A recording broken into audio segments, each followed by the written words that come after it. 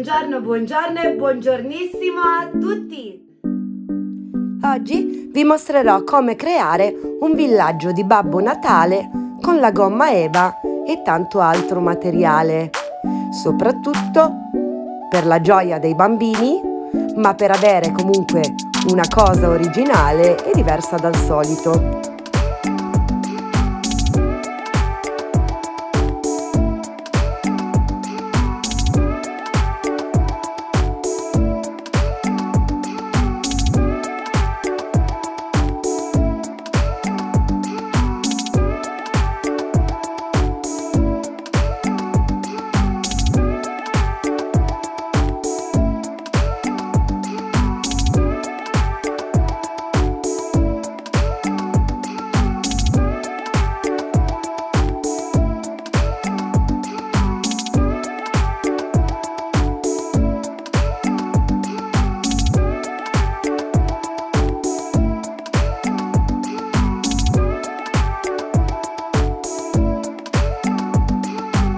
Per poterlo creare ci servirà della colla a caldo, delle forbici, un pennarello,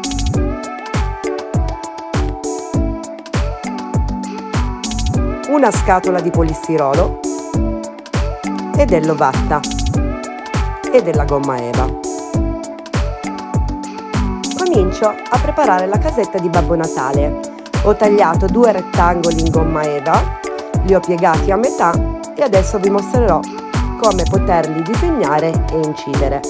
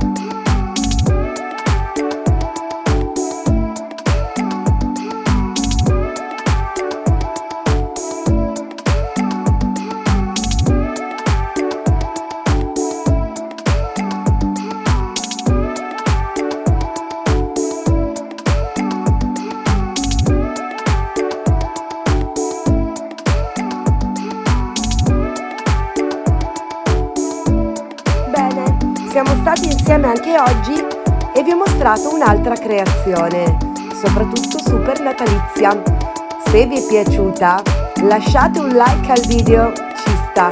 E soprattutto, se non siete ancora iscritti al mio canale, iscrivetevi e attivate la campanellina per non perdere tutti i tutorial. Rimanete ancora 50 secondi con me per la posta di Sara, dove mostro tutte le creazioni che mi mandate. E con questa meravigliosa creazione io vi saluto, vi mando un mondo di baci. Buona serata a tutti!